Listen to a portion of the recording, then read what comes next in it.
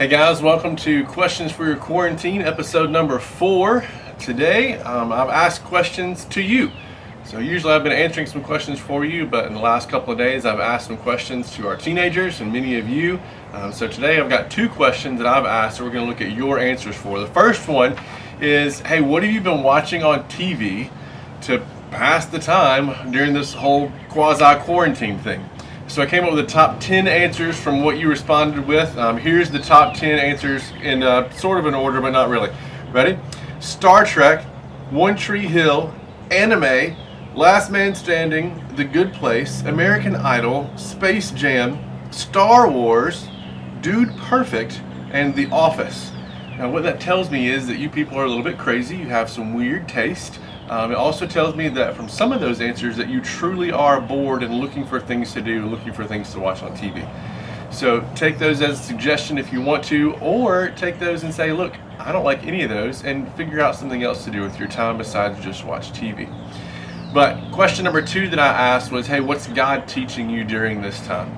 And so to answer that, I had a few of you send in some videos, and so we're going to check some of those videos out right now to see what God has been teaching some of our teenagers during this time. One thing I really keep thinking about during this quarantine time is that we just need to trust the process.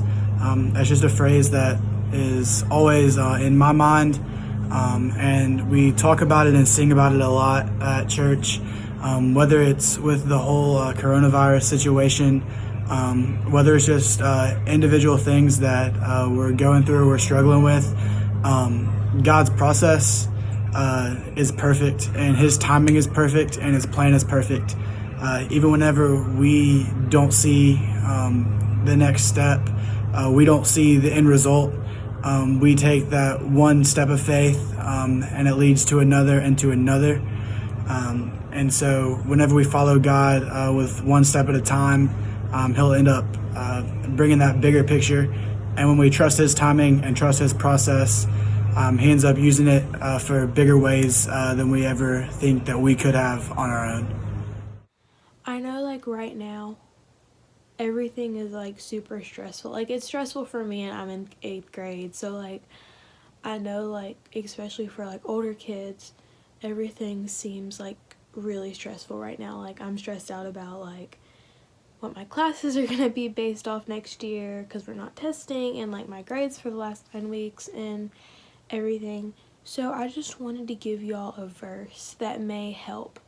It's Jeremiah 29:11. It's, "For I know the plans I have for you, declares the Lord, plans to prosper you and not to harm you, plans to give you hope in the future." So, like, one of my favorite words in this verse is prosper, because it's, like, growing and, like, flourishing. Because, like, right now it doesn't seem like we're growing. It seems like we're kind of just stuck. But He's there. He's growing you as a person, as an individual. He's helping you become who you need to be through this. It may not seem like He is, but He is. And also, like, the last part is really important, because, like, plans to give you hope in the future. So, like, right now, it probably doesn't seem like we have a future. Like, we don't know when we're going back to school.